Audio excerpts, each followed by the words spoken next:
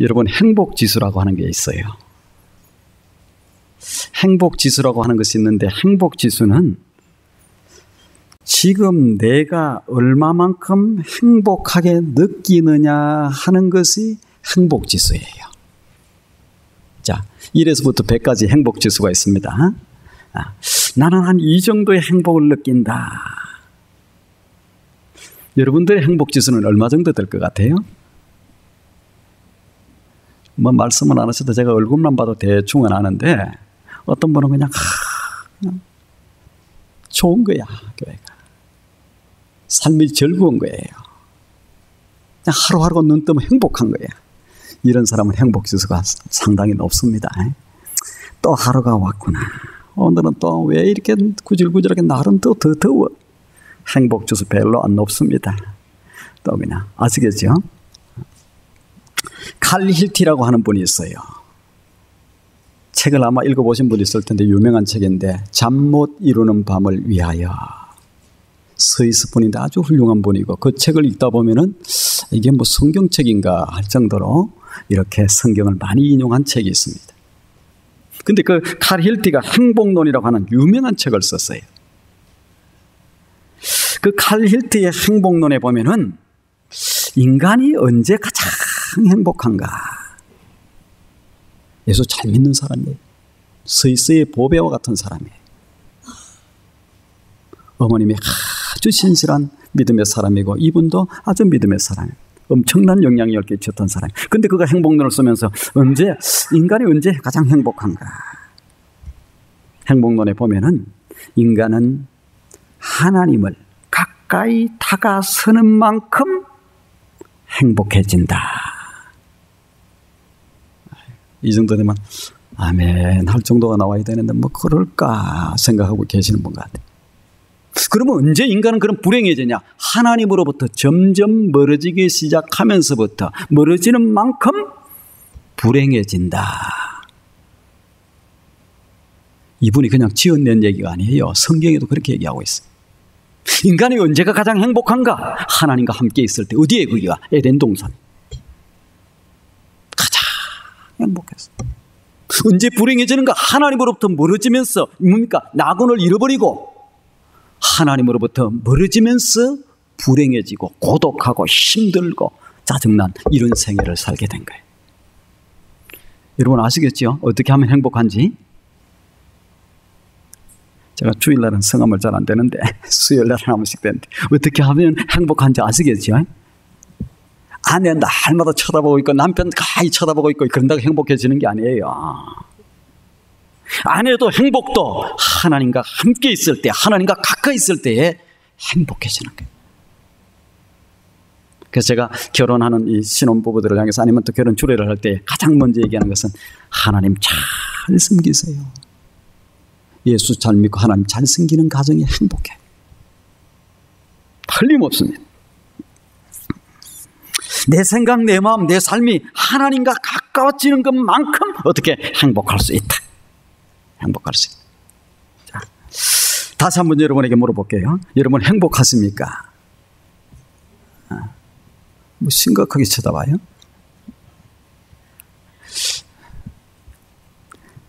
여러분들은 행복을 찾아서 지금 어디로 달려가고 있습니까? 밑지루와 찌찌루라고 하는 사람이 있었어요. 이 사람들이 무엇을? 행복의 파랑새를 찾아서 길을 떠나. 길을 떠났는데 행복을 찾고자 해보니까 없어. 못 찾았어. 행복의 파랑새가 어디 있느냐? 집에 돌아오니까 자기 집 안에 있는 거예요.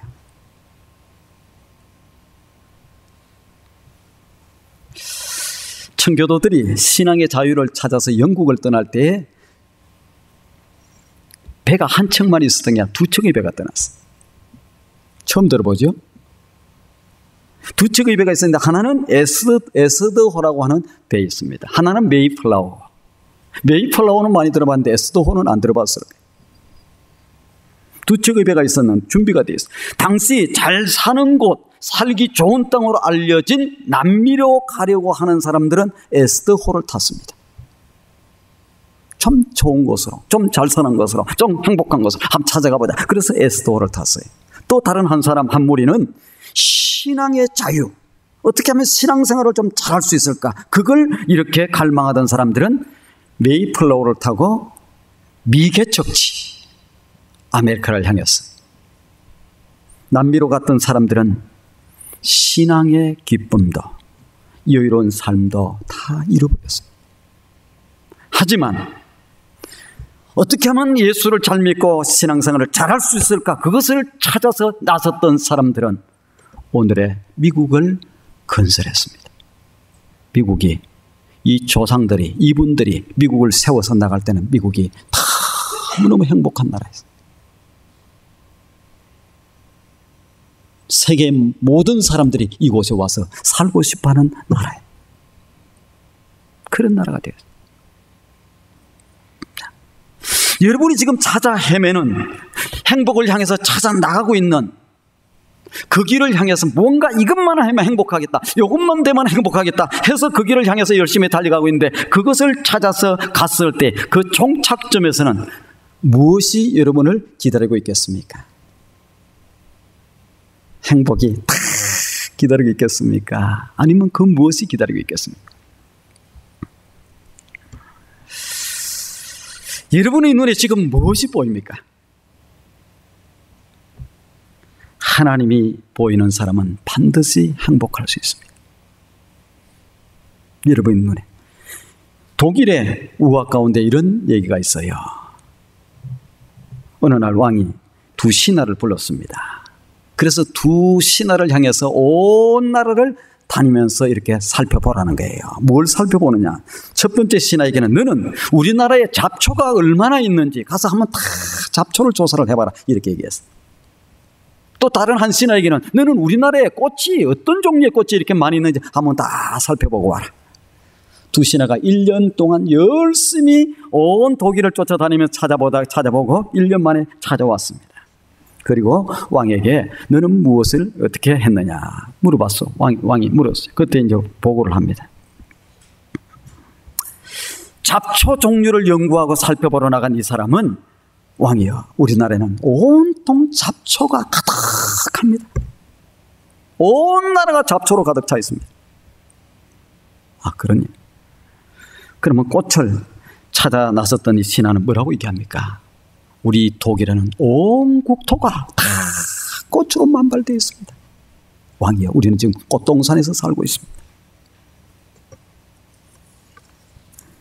여러분은 지금 잡초하고 살고 있습니까? 아니면 지금 꽃동산에서 살고 있습니까? 독일에는 꽃도 있고 잡초도 있어요. 이 땅에도 꽃도 있고 잡초도 있습니다. 사람이 어떤 마음과 어떤 눈으로 세상을 보느냐에 따라서 세상은 얼마든지 다르게 보이는 거예요. 원망하고 불평하고 사는 사람들이 돈이 없어서요? 가족이 없어서 뭐가 없어서요? 아니에요.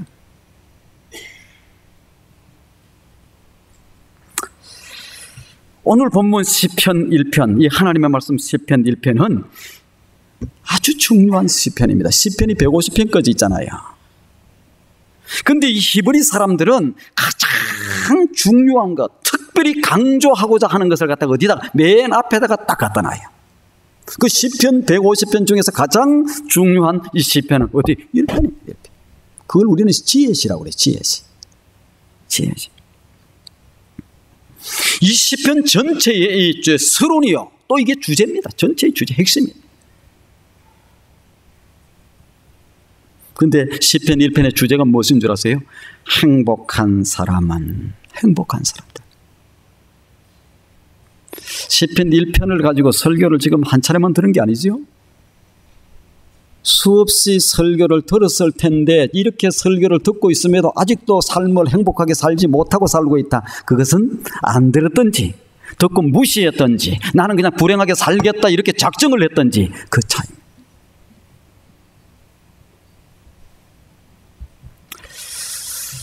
경상도에서 목회하는 목사님이 언젠가도 제가 얘기를 한번 한 것 같은데 그 말 사람들이 알아듣기 쉽게, 아주 알아듣기 쉽게 하기 위해서 이 시편 1편을 경상도 방언으로 딱 번역을 했어요. 여러분 한번 들어보시길 바랍니다. 아마 경상도 쪽의 사람들은 저는 잘 묻질 않아요, 고향을. 저도 묻지 마세요, 저를. 목소리는 이래도 또 어쩔지 몰라요. 또 어떤 사람들은 물어 그래서 내가 그거 왜 묻습니까? 내가 그렇게 물어요. 조그마한 땅덩어리에서 여기가 어떻고 저기가 어떻고 예전에 여기 살다가 이쪽으로 이사고 여기 살다가 이쪽으로 이사고 그래서 뭐 지금 살고 있으면 뭐 그 사람이 되는 거예요. 어찌됐든 경상도에서 뭐 그 방언으로 이렇게 번역해놓은 시편 1편 한번 보시길 바랍니다. 복 있는 사람은 있제 못된 얼라들의 꼼수를 따라가지 않는기라. 그러고 죄를 짓는 얼라들하고 함께 놀지도 않고 모같이 빳빳하게 힘주고 어시되는 눈꼴 사놓은 얼라들 사이에 꼽사리도 안 끼는기라.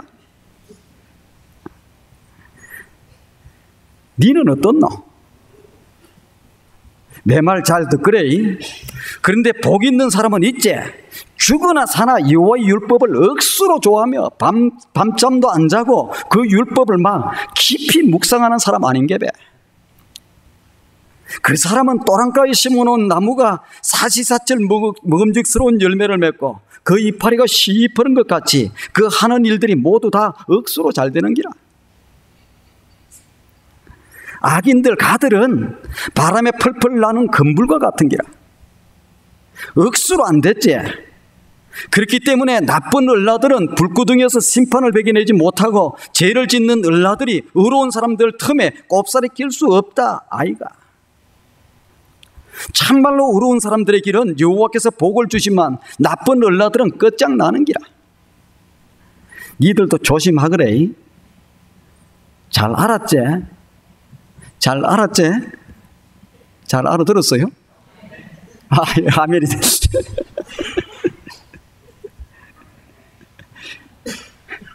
여러분 진실하게 이 시간 자신에게 한번 물어보시길 바랍니다. 여러분 참으로 행복합니까? 못 죽어서 살고 있습니까? 하루하루가 그냥 힘듭니까, 살기가? 자, 이 시간에 여러분들이 아는 사람들 가운데서 이 정도면 행복하겠다, 그런 사람을 한번 떠올려 보세요. 친구가 돼도 좋고 친척이 돼도 좋고 누구가 돼도 좋은데 그 사람 정도면 참 행복하겠다. 떠올랐어요? 그런 사람이 없어요?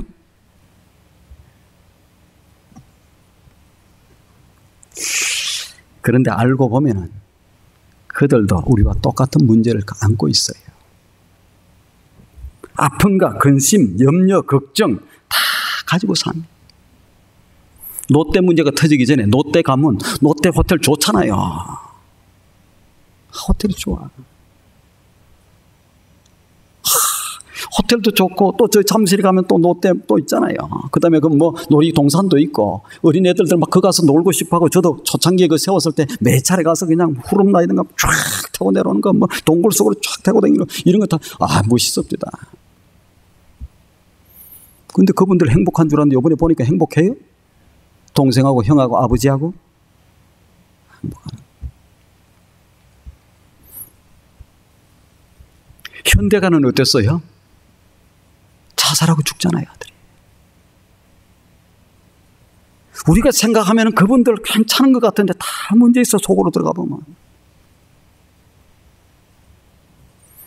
지금보다 조금만 더 재물을 가지고 살면은, 지금보다 조금 더 좋은 자동차를 가지고 살면은, 지금보다 조금 더 공부를 좋은 대학에 들어가서 공부를 하면은, 내가 행복하지 않겠느냐, 이렇게 생각을 우리는 하고 살 때가 많습니다.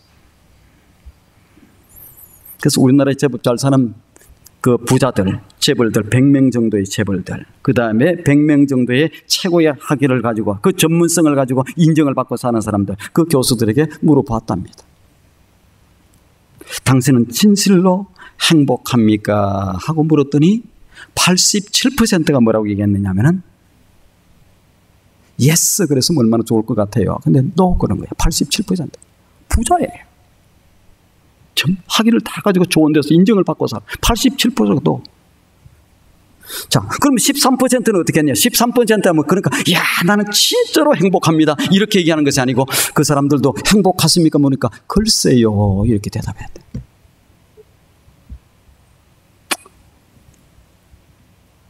그러니까 이 세상에 너무 행복하게 살고 있는 사람 많지 않아요.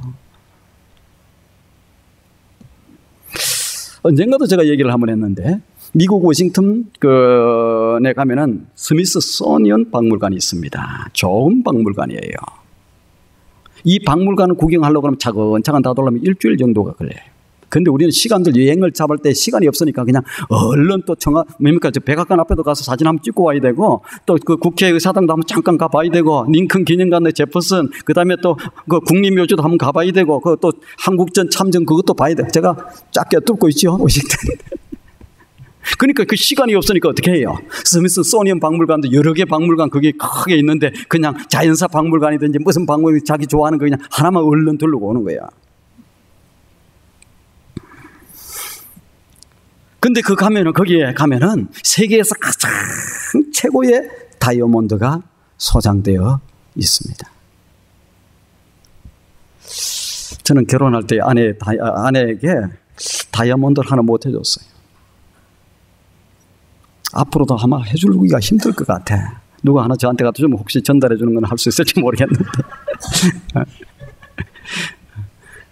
근데 혹시 아내가 원한다고 치면 하면은 내가 지금 이 스미소니언 박물관에 있는 세계에서 가장 최고의 이 다이아몬드를 한번 전달해 줄 용의는 있어요. 근데 원할지 안 할지는 내가 좀 들어보고 하려고 그래. 근데 그 다이아몬드가 세계에서 최고의 다이아몬드가 희망의 다이아몬드라고 하는 이름을 가지고 있어. 호프라고 하는. 호프라. 근데 이 보석을 소유했던 사람들, 세계에서 제일 최고의 다이아몬드를 하나 가지고 있으면 어떻게? 얼마나 행복하겠어. 여러분들 그거 하나만 있으면 그냥 완전히 끝날 것 같죠? 그런데 이 다이아몬드를 가졌던 사람이 주인이 한 사람만 있었던 게 아니에요. 근데 이 다이아몬드를 가졌던 사람들은 하나같이 전부 다 불행한 삶을, 종말을 맞이하게 되었습니다. 첫 번째 이 보석을 소유했던 사람 페르시아의 총독이었어. 이 총독이 가지고 있었는 이 보석을 누구에게 뺏겼냐? 도둑에게 뺏기고 그 자리에서 살해를 당합니다. 두 번째는 소유자는 페르시아의 왕이었어. 그도 역시 반란군에게 어떻게 처형을 당해. 세 번째로 소유한 사람은 여러분들이 잘 아는 프랑스의 누이 14세, 사치, 화려함, 최고의 극치를 달던 누이 14세에게 넘겨졌는데 그도 단 한 번 목에 걸어보고 1000년도가 걸려서 죽습니다. 그 왕비에게 이어서 왕비에게 갔어. 그도 단두대의 이슬로 사라져가게 됩니다. 결국은 이 보석은 누구에게? 영국의 최고의 재벌 헨리 호퍼에게 넘어가게 됩니다. 그래서 자기 이름을 따서 희망의 다이아몬드가 되었으면 좋겠다 해서 이제 호퍼 다이아몬드라고 이름을 바꿔요. 이름들에 뒀으면 얼마나 좋겠습니까? 이름을 그렇게 붙였지만 그 이후로 호퍼 가문은 몰락해 갑니다. 두려움에 아무도 이 다이아몬드를 소유할 사람이 없었던지 이것이 나중에 어떻게 미국의 워싱턴 스미소니언 박물관에 이렇게 보관하게 됩니다. 혹시 여러분 중에 이 다이아몬드 가지고 싶은 사람 있으세요? 아무도 안 가지려고 그러니까 제가 가서 얘기하면 줄지 몰라요. 지금 주인이 나타났고 그거 가지고 싶은 사람이 있으니까 여기에 투산에 있으니까 좀 주세요 하면 줄지 몰라요. 가지고 싶은 사람 있으세요? 세계 최고의 다이아몬드인데. 제 아내는 이거 좀 가지고 싶어 하는 건 모르겠는데 물으면 내가 가서 열심히 얘기를 좀 할 텐데. 여러분, 가지고 싶은 것 가져보면은, 남들보다 더 좋은 것 가져보면은, 남들이 가지지 못했던 것 가져보면은 행복할 것이라고 우리는 착각을 하고 살 때가 많습니다. 잘 아시길 바랍니다. 행복이라고 하는 것은 복된 조건, 복된 환경, 무언가 소유, 그게 있지 않습니다. 그게 있지 않아요.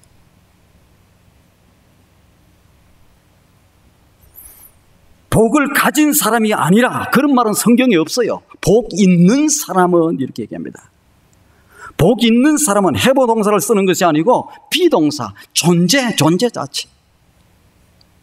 뭔가 조건이 갖추어지고 갖고 있어서 행복한 것이 아니라 그 사람 자체가 복이 있는 사람이 되는 것이 중요하다는 거예요. 아주 중요한.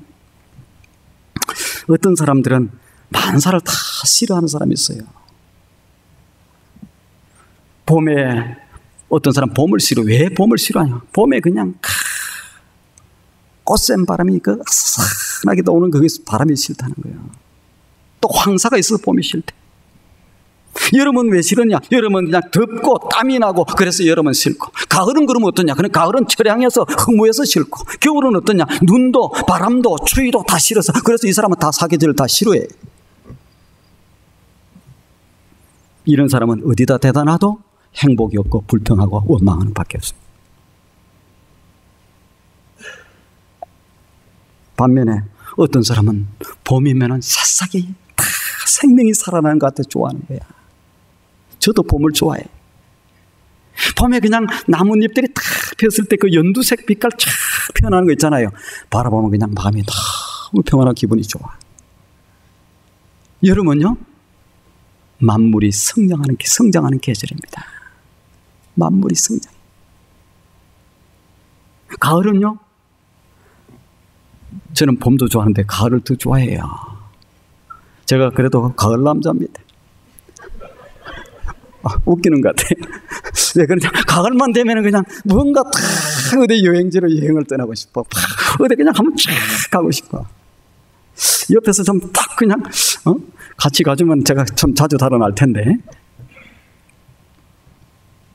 겨울에는 눈이 쫙 와 있는 데가 아름다워요. 그래서 제가 그 겨울을 향해서 탁 시를 쓴 것들이 있어요. 행복한 사람은 일이 많으면은 여러 군데서 나를 필요로 하는구나, 나를 써주는 데가 많구나 하고 행복해하고 좋아합니다. 일이 없어지면 어떻게 됩니까? 자유함을 누릴 수 있고 좀 쉴 수 있어서 좋다 하고 좋아해요. 일이 없어지면. 건강하면 어떻게 됩니까? 활기차게 일할 수 있어서 좋다고 그래요. 잠시 그러면 아프면 어떻게 돼요? 야, 그동안에 내가 기도도 못했는데 기도할 수 있어서 좋다고 생각해. 아파도. 순탄할 때는 감사할 수 있어서 좋고, 평안할 때는 노래할 수 있어서 좋고, 역경 가운데서는 어려운 문제가 다가올 때는 자신을 단련시키고 내 영혼을 정화시키고 겸손을 배울 수 있어서 좋다고 생각을 하면서 다 좋다고 생각합니다. 복은 환경이나 소유의 문제가 아니라 존재의 문제예요. 그 사람이 복덩어리인가, 복 있는 사람인가, 복 자체인가, 아니면은 복이 없는 사람인가. 이 차이에요, 이 차이. 이 차이. 미국에 있는 사람들은요, 전부 행복해야 되고 감사해야 되고 기뻐야 되고 뭐 그냥 좋아해야 돼요. 미국 같은 나라가 세상에 전체적으로 여행을 다녀보세요. 이런 나라가 어디 있어요? 이렇게 풍성한 나라가 어디 있습니까? 다이어트를 걱정하는 사람들은 회개해야 되고 빨리빨리 나누어야 돼요. 다른 사람을. 다이어트를 걱정할 게 어디 있어요? 세상에 지금 먹고 살 게 없는데. 영양이 결핍이 와서 그냥 쓰러지고 하는데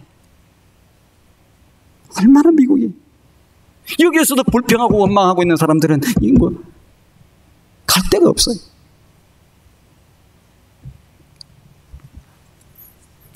누이 14세 얘기를 아껴도 했는데 하나 더 얘기하겠습니다. 누이 14세, 세상에서 가장 사치스러운 왕으로 알려진 누이 14세. 그가 가지고 싶은 것은 무엇이든지 가져야 직성에 풀려요. 프랑스를 가서 여행하는 사람들은 가서 다 보기도 하고 그러죠. 가져야 돼. 아무리 가져도 또 가진다고 하더라도 직성이 풀리지 않았어. 그래서 그는 갈증을 느끼고 자꾸 소유를 원하는 거, 뭐 더 귀한 거, 뭐 없는 거, 세상에 참 좋은 거. 그렇게 갈증을 느끼다가 심각한 병으로 이제 누이 14세가 알아 눕게 되었습니다. 힘들어요. 많이 아파요.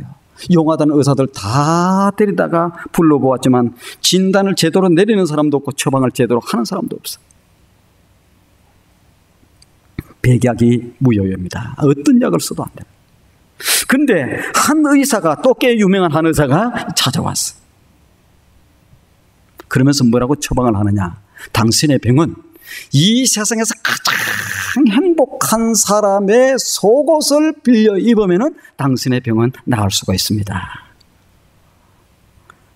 근데 그동안에 있는 의사들은 아무도 자기한테 얘기도 제대로 해주지도 못하고 이렇게 처방도 못 해주고 진단도 못하고 이랬는데 그 의사가 딱 처방을 내려 이 세상에서 가장 행복한 사람의 무엇을? 속옷을 빌려 입으면 괜찮습니다. 그래서 루이 14세가 신하들을 대동하고 세상에서 가장 행복한 사람들을 찾아 나섰어요. 세상에서 어떤 사람이 가장 행복한 사람입니까? 찾아도 사람을 찾을 수가 없어. 여러분, 세상에 그렇게 행복하게 사는 사람 많지 않아요? 자, 세상에 가보면 그렇게 행복한 사람이 많지 않는데 행복하게 사는 사람들이 많이 모여갖고 있는 곳이 한 곳이 있는데 그곳이 어디겠어요? 아이고, 우리 교회 권사님들은 와서 오늘 저녁에 회개하고 철야기도 좀 하시고. 어디예요? 투산 영락교회. 왜 웃어요? 저기 우리 김영선 성도님 웃는데 저 완전 우리 교회 와서 얼굴빛이 달라졌어, 부부가. 그래요, 안 그래요, 사실? 우리 앞에 그 김재주 집사님 네 분 옛날에 얼굴이 저렇게, 옛날부터 얼굴이 저렇게 미소가 나온 게 아니에요.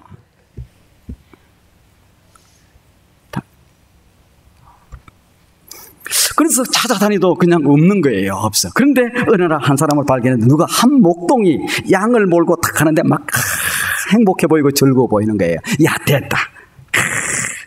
이제 이 루이 14세가 찾아가서 그에 물어봅니다. 야, 너 세상에 근심 걱정이 없냐? 이렇게 좋은 세상에 사는데 무슨 근심 걱정이 있냐고. 너 그래 참으로 행복하냐? 보시다시피 나 너무너무 행복하다. 자초지정을 얘기했어요. 사실 내가 이만큼 해서 너의 그 속옷을 좀 빌려 입어야 내가 낫는다고 그러니까 야, 너 속옷 좀 빌려줘라. 그때 이 목동이 뭐라고 얘기하느냐? 예, 폐하가 원하신다고 하면은 제가 뭐든지 빌려드릴 용기가 있습니다. 그리고 자기가 탁 겉옷을 벗어요. 겉옷을 딱 벗는데 루이 14세 깜짝 놀랐어. 왜요? 속옷이 없는 거예요.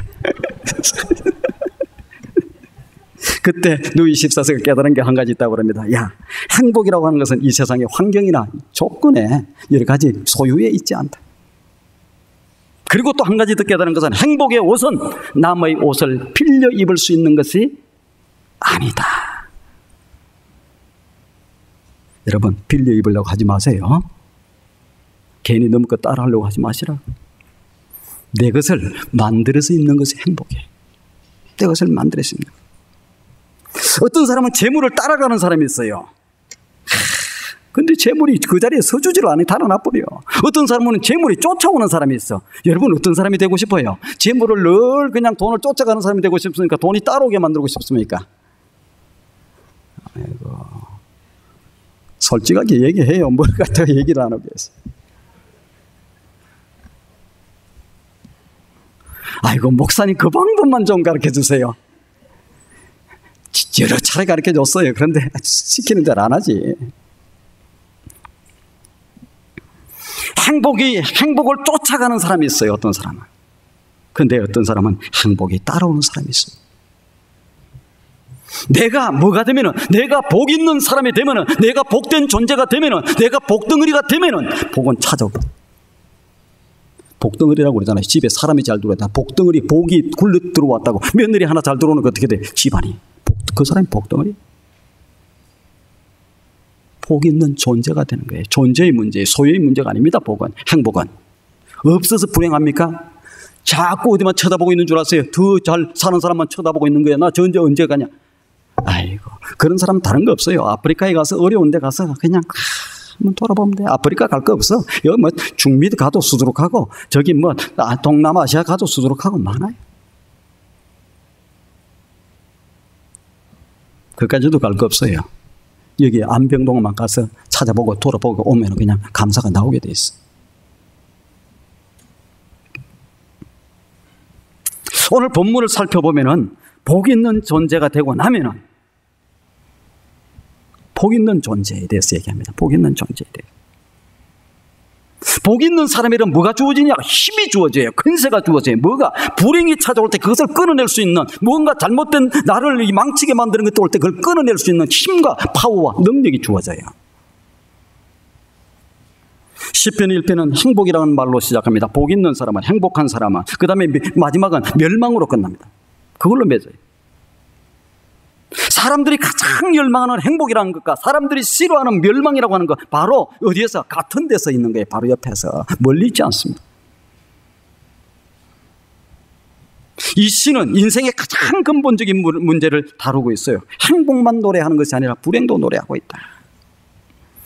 누구에게나 이 두 가지 길이 그 앞에 놓여 있습니다. 행복이라고 하는 길도 있고 불행이라고 하는, 멸망이라고 하는, 복된 길, 저주스러운 길, 두 가지 다 동시에 있어요. 오늘 이 말씀을 잘 듣고 제대로 정리가 딱 되었으면 좋겠어요. 1편 1절을 보면 뭐라고 얘기하느냐? 복 있는 사람은, 행복한 사람은 어떤 사람이냐? 악인들의 길을 따르지 않으며 죄인의 길에 서지 않으며 오만한 자의 자리에 앉지 않고, 이렇게 얘기하는데, 이것은 히브리 문학에서 가장 탁월한 기법, 삼중병행절을 사용합니다. 와, 들어보면 이야, 참 무슨 얘기냐? 거기에 어떤 사람이 나와요? 세 사람이 나오는데 악인이 나옵니다. 누가 나와요? 또 죄인이 나와요. 그 다음에 누가 나와요? 오만한 자가 나와요. 또 그들의 악인의 꾀가 있고 죄인의 길이 나오고, 그 다음에 뭡니까? 오만한 자의 자리가 나와요. 그 다음에 악인들의 꾀를 쫓아가고 따르고, 그 다음에 죄인의 길에 서기도 하고, 그 다음에 이 오만한 자의 자리에 앉기도 하고. 망하는 자는 뭘로 하는 줄 알아서 머리로 생각하다가, 그 다음에는 행동으로 옮기고, 그 다음에는 악습으로, 악한 습관으로, 그거의 라이프 스타일이 되는 거예요. 라이프 스타일. 뒤따라가다가 그곳에 이제 자리 잡고 서고 마침내는 악을 즐기게 되는 거예요. 점차 강도가 강해지는 점진적 병행법을 사용하고 있습니다.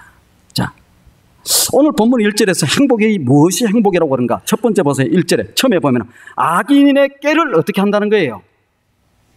예? 악인들의 꾀를 따라가지 않는다. 거절한다는 거예요. 거절한다는 거예요. 누군가가 나로 하여금 죄를 짓게 만들고, 이렇게 만들고, 누군가를 비방하게 만들고, 누군가를 어떻게 하게 만들고 할 때 어떻게 한다는 거예요? 거절한다는 게, 잘라낸다. 이 힘과 능력이 복 있는 사람은 있는 거예요. 처음에 와서 좋게 얘기합니다. 아이고, 집사님, 어떻게 집사님이 인상도 좋고 교회에서도 그렇게 보배와갖고 이러다가 그 다음에 한마디 딱 던지는데 무슨 얘기가 나와요? 요즘 교회 분위기가 왜 그래요? 그러면 그 다음에 무슨 얘기 나오겠어요? 그때에 그 얘기를 저에게 왜 묻습니까? 근데 지난번에 성경 공부할 때 뭐 이렇게 조금 비난하든지 이런 얘기가 딱 나올 때 딱 그 자리에서 딱 스탑을 시키지 그랬습니까? 하니까 그 얘기를 못하네. 왜 그러냐 하면 그 사람이 마음 아플까 싶었어요. 좋지 못한 의도를 가지고 죄를 꾀하고 이렇게 하는 것 앞에서는 단호히 거절할 수 있는 그런 사람이 나중에 어떻게 되냐? 복된 존재가 되는 거예요. 거기에서 고개 끄덕끄덕 처음에는 이렇게 따라가다가 그 다음에 그 자리에 같이 섰다가 나중에 이제 자리 잡고 앉아서 같이 그 일을 하고 앉은 사람은 평생을 살아도 행복할 수가 없어요.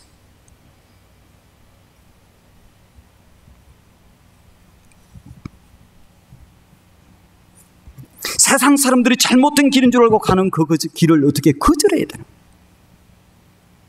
거절해야 돼요. 너무나 편안하고 익숙해져서 퍼져 앉아있던 그 자리를 잘못된 자리면 툴툴 틀고 일어나야 돼요. 잘못된 간행을 거절해야 돼요. 웃음에 먹기는 꽃감처럼 달콤하고 뭐 뇌물도 그렇고 뭐도 그렇고 다 괜찮은 것 같은데 먹으면 나중에 어떻게 되냐? 그런 것은 나중에 다 망신이 됩니다. 그리고 그런 사람들 가운데는 하나님이 살아서 역사하지 않습니다. 하나님의 복을 주시지 않습니다. 그걸 거절하면은, 그리고 딱 하면은 어떻게 되느냐? 하나님이 그런 사람을 책임져요.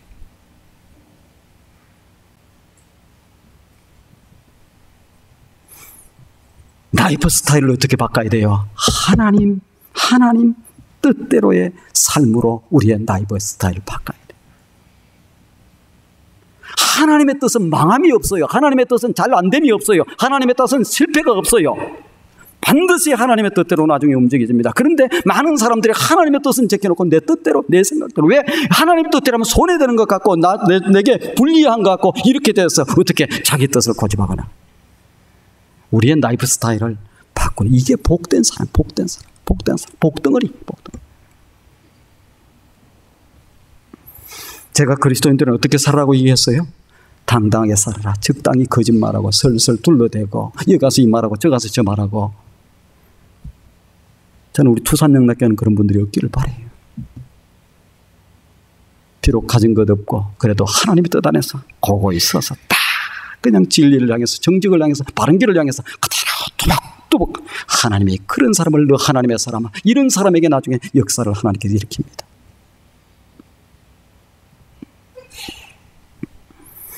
복 있는 사람, 행복한 사람은 악인의 길을 쫓아가지 아니하며 죄인의 길에 서지 아니하며 오만한 자의 자리에 앉지 아니한다. 안 난다. 초반에 잘라야 돼요. 초반에. 그리고 복 있는 사람은 복된 사람은 어떻게 된다고요? 그 사람은 오직 여호와의 율법을 하나님의 말씀을 즐거워하여 그 율법을 밤낮으로 주야로 늘 묵상하고 그 말씀을 붙들고 살고 그 말씀을 의지해서 사는 사람들, 이 사람이 복된 사람이에요. 말씀에 놀라운 능력이 있습니다. 말씀에 놀라운 축복이 있습니다. 하나님은 그 말씀을 붙들고 주야로 묵상하고 나가는 사람에게는 다 응답을 주시게 돼 있어요. 많은 사람들이 예수 믿으면서도 하나님의 뜻대로 살고 하나님의 말씀대로 살면 내가 불리하다. 그래서 골라서 내게 좀 유리하다 싶은 것은 얘의 말씀 쫓아가고 조금 불리하고 힘들다 싶으면 너 못 들은 거 고개 돌리고 이런 것은 비겁한 거예요. 하나님은 살아계신 하나님, 죽으신 하나님 예수 믿지 마세요. 왜 믿습니까? 하나님 믿습니까?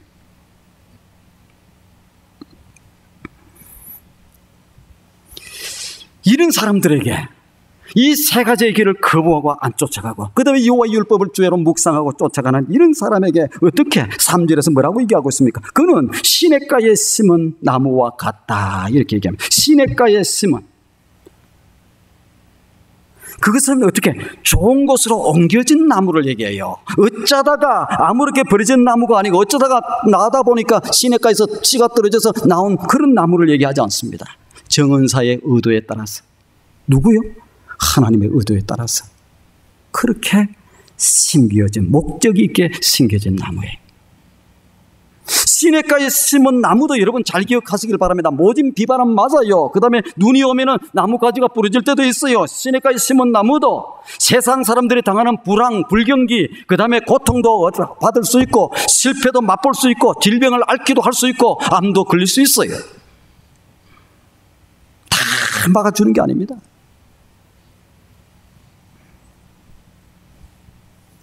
우리가 당당한 진리의 길을 가지만 항상 좋은 일만 있고 성공이 하는 게 아니에요. 그러나 시냇가에 심은 나무는 아무리 가물어도 물을 공급받을 수 있고 영양분을 공급받을 수 있는 힘이 있어요. 힘이. 다른 데 있는 것들은 그냥 가물만 말라 죽어버려요.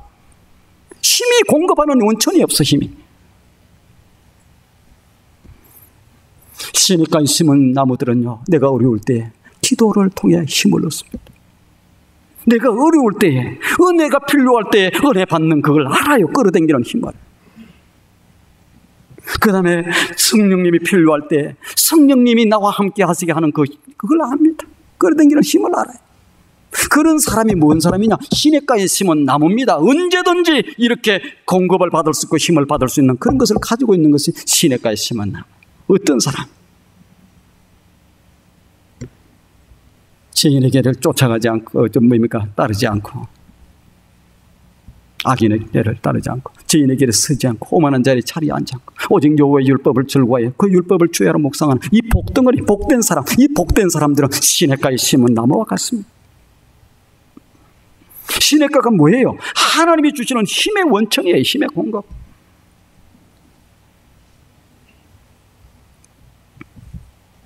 이런 사람은 어떻게 행복의 열매를 맺습니다. 이런 사람은 잎이 시들지 않습니다.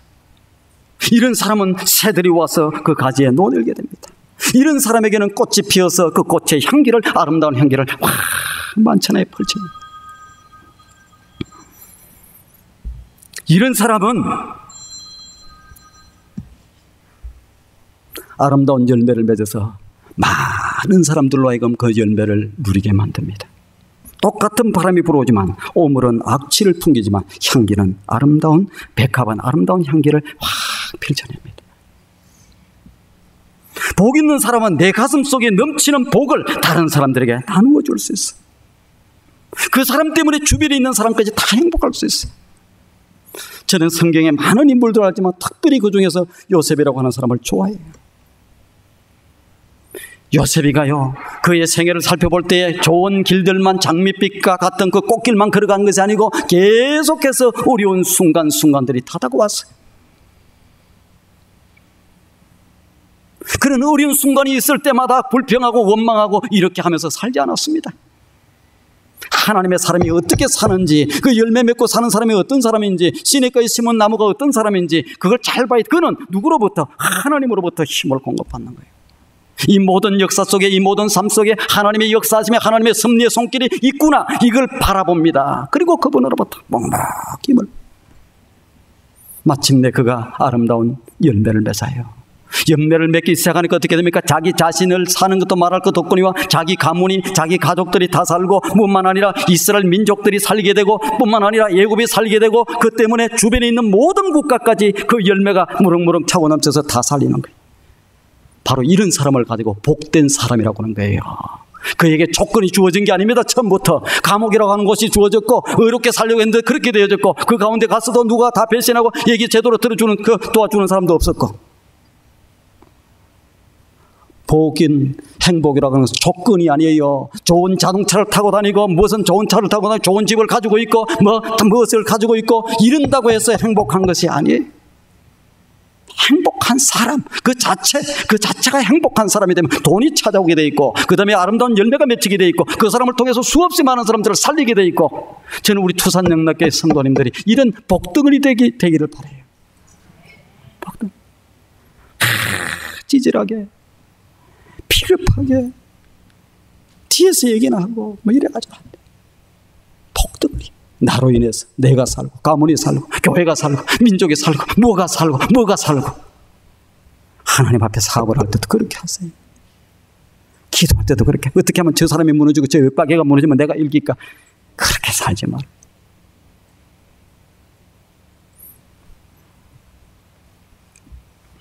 복 있는 사람은 내 가슴 속에 있는 복을 나누어 줄 수 있는 사람.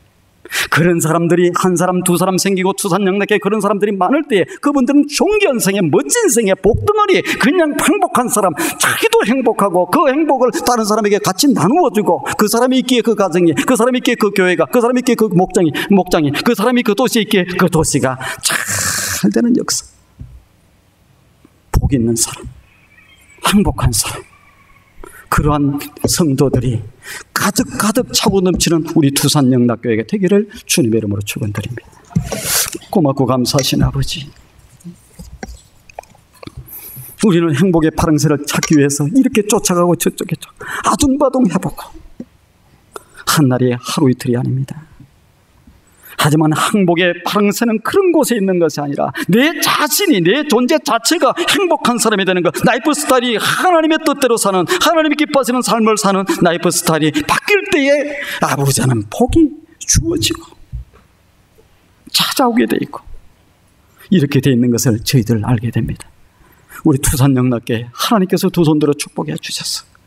모두가 행복한 사람, 모두가 기뻐 뛰는 사람, 모두가 감사한 사람, 하나님이 주시는 그 행복, 이 땅에 하나님께서 주셨던 그 행복, 이 행복을 인해서 기뻐 뛰고 즐거워하고 춤추며 사는, 그래서 그 행복이 아버지 하나님에 전달되어지고 또 행복이 차고 넘치고, 그래서 주변에 있는 사람까지도 다 살리는 그러한 행복한 사람들이 될 수 있도록 하나님 역사해 주시옵소서. 예수님의 거룩하신 이름으로 기도드리옵나이다.